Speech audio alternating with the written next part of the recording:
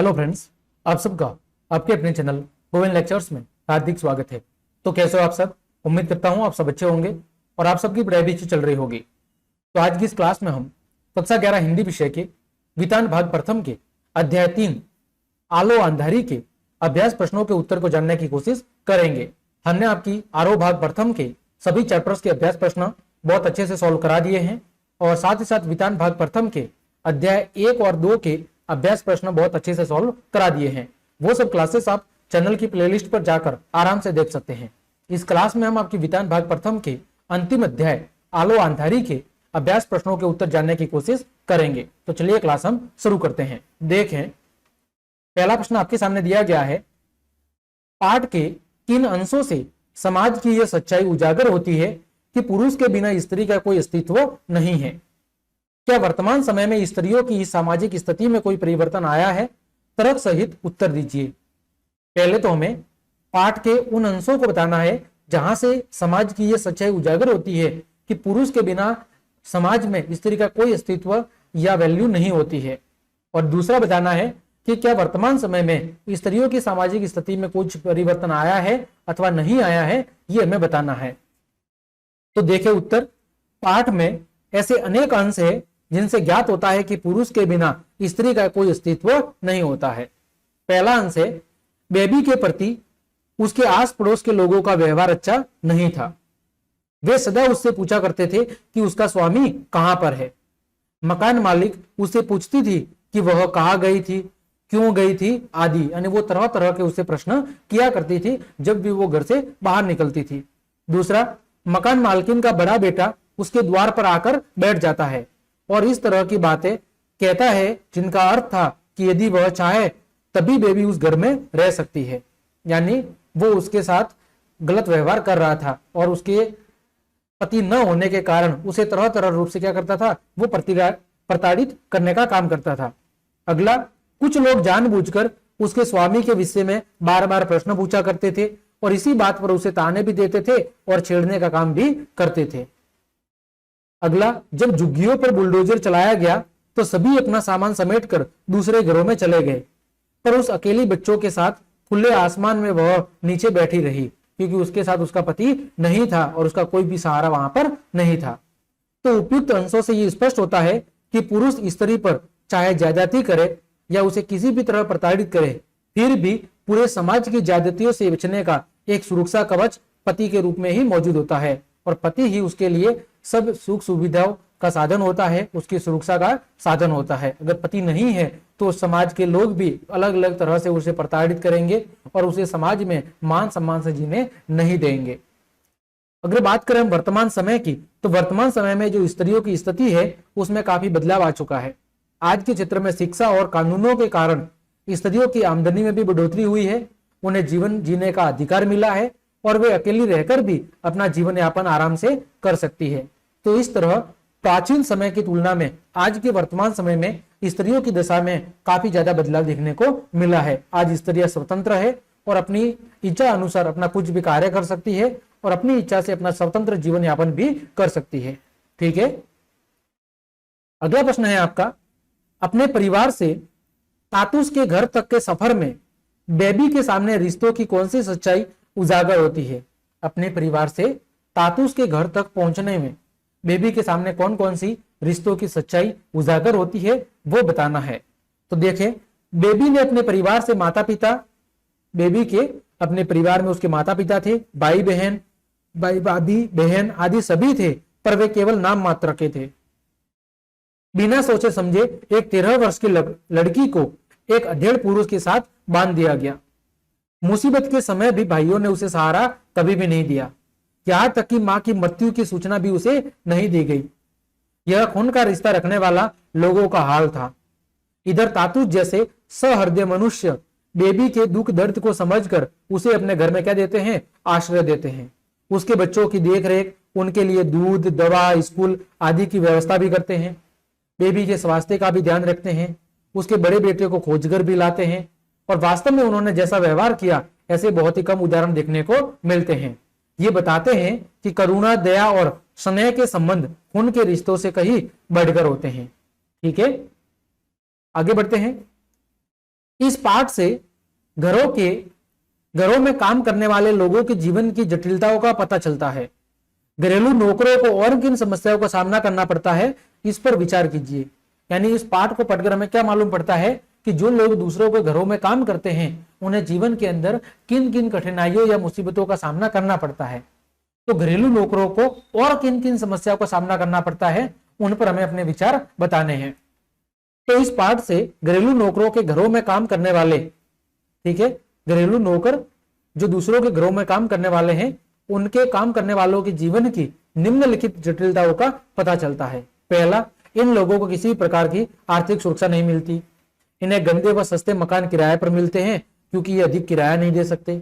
इनका शारीरिक शोषण भी किया जाता है और इनके काम के घंटे भी क्या होते हैं, अधिक होते हैं या निश्चित नहीं होते हैं। मालिक जैसा चाहे उसकी मर्जी के अनुसार उनका इस्तेमाल करता है। अन्य समस्या क्या हो सकती है, आर्थिक तंगी के कारण इनके बच्चे ज्यादातर अशिक्षित रह जाते हैं और उन्हें अच्छी तरह की शिक्षा, स्वास्थ्य या पोषण जैसी चीजें उपलब्ध नहीं हो पाती, यानी कपड़े, खाना पीना अच्छा उपलब्ध नहीं हो पाता। और साथ ही साथ चिकित्सा सुविधा व खाने के अभाव में ये अशिक्षित रहते हैं और उन्हें जीवन की जो सुविधाएं, सुख सुविधाएं चाहिए होती है वो उन्हें पर्याप्त मात्रा में नहीं मिल पाती है और इस तरह वो जीवन भर कई सारी समस्याओं का सामना करते रहते हैं और इधर उधर अपने काम की तलाश में भटकते रहते हैं। ठीक है, अगला प्रश्न है, आलो अंधारी रचना बेबी की व्यक्तिगत समस्याओं के साथ साथ कई सामाजिक मुद्दों को समेटे हैं। इन्हीं दो मुख्य समस्याओं पर अपने विचार प्रकट कीजिए। यानी इस चैप्टर के अंदर जो बेबी नाम की लड़की है उसकी व्यक्तिगत समस्याओं के साथ साथ कई अन्य सामाजिक मुद्दों पर भी ध्यान दिया गया है। तो कोई दो मुख्य समस्याओं पर अपने विचार प्रकट करने हैं। तो आलो अंधारी एक ऐसी कृति है जो बेबी हालदार की आत्मकथा होने के साथ साथ हमें एक अनदेखी दुनिया के दर्शन करवाती है। यह एक ऐसी दुनिया है जो हमारे पड़ोस में है, फिर भी हम इससे क्या है, इसमें झांकना अपनी शान के खिलाफ समझते हैं। कुछ समस्या कौन कौन सी है, पहली है परित्यक्ता स्त्री के साथ व्यवहार। तो यह जो पुस्तक है यह परित्यक्ता स्त्री की कहानी पर आधारित है। बेबी किराए के मकान में रहकर घरेलू नौकरानी का कार्य करके अपना जीवन निर्वाह कर रही है और समाज का जो दृष्टिकोण है इसके प्रति बिल्कुल स्वस्थ या स्वच्छ नहीं है। स्वयं औरतें ही उस पर क्या करती है, ताना मारती है। हर व्यक्ति उस पर अपना अधिकार समझता है तथा उसका शोषण करना चाहता है। उसे सदा संदेह या शक की दृष्टि से देखा जाता है और सहायता के नाम पर उसका मजाक उड़ाया जाता है। ठीक है, ये पहली समस्या। दूसरी, स्वच्छता का अभाव। तो संसाधनों के अभाव में घरेलू नौकर गंदी बस्तियों के अंदर रहते हैं। वहां पर पर्याप्त शौचालय की सुविधा भी नहीं होती, पानी का जमाव होता है, कूड़े के ढेर आदि के कारण बीमारियां फैलती रहती है और सरकार भी इन्हें उपेक्षित करती है, यानी इन पर उचित ध्यान नहीं देती और इनकी समस्याओं को किसी तरह सही व्यवस्थित करने पर कोई ध्यान या जिम्मेदारी नहीं लेती है। तो ये क्या है, ये इस चैप्टर के अंदर जो बेबी नाम की लड़की है उसकी व्यक्तिगत समस्याओं के साथ साथ इन सामाजिक मुद्दों को भी उकेरा गया है। ठीक है, जो आज भी हमारे आसपास समाज के अंदर मौजूद है। अगला प्रश्न है आपका, तुम दूसरी आशापूर्णा देवी बन सकती हो। जेठू का यह कथन रचना संसार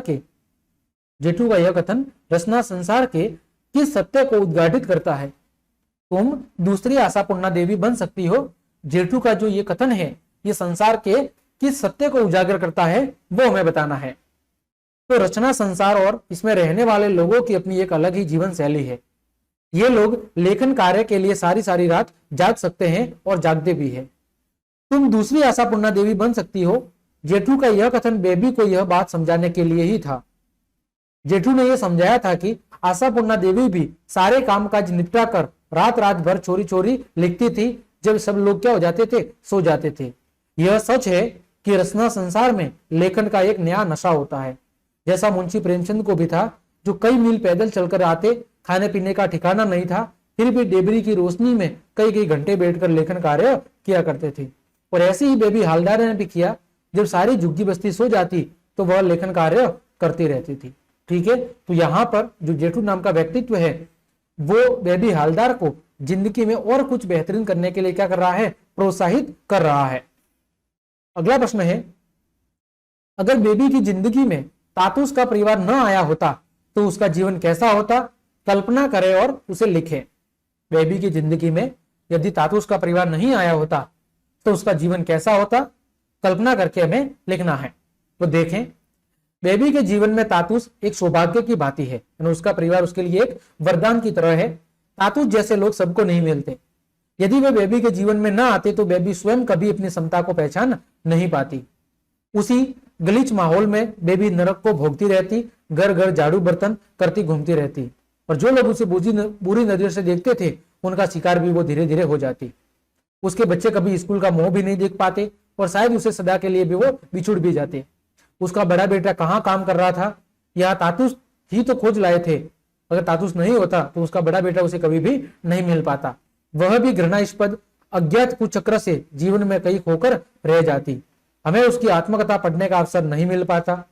चर्चा करें, ठीक है, हमें भी उसकी आत्मकथा पढ़ने का अवसर नहीं मिल पाता। ठीक है, यहां तक इसका जवाब है। ये आगे कुछ और प्रिंट हुआ है। तो इस तरह अगर बेबी के जीवन में तातुस का परिवार नहीं आया होता तो उसका जीवन बिल्कुल नरक की तरह होता, और हो सकता है उसकी वही सड़ी गली जिंदगी होती, वही वो उस खराब माहौल में रहती, लोगों के घरे में कपड़े साफ करती, झाड़ू बर्तन करती, और उसके बेटे या बच्चे कभी भी स्कूल का मोह तक भी नहीं देख पाते, और वही फिर बच्चे बड़े होकर उसी की तरह क्या करते, जीवन यापन करते।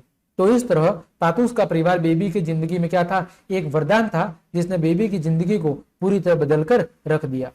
ठीक है, तो इस तरह हमने आपके अध्याय आलो अंधारी के अभ्यास के जितने भी अभ्यास के प्रश्न थे उन सभी प्रश्नों के उत्तर बहुत अच्छे से जान लिए हैं। उम्मीद करता हूं सभी प्रश्नों के उत्तर आपको अच्छे समझ में आए होंगे। तो क्लास देखने के लिए आप सभी को धन्यवाद। यदि आपको मेरी क्लास और मेहनत पसंद आई है तो फिर लाइक, कमेंट, शेयर और सब्सक्राइब जरूर करें। आज के लिए इतना ही। जय हिंद, जय भारत।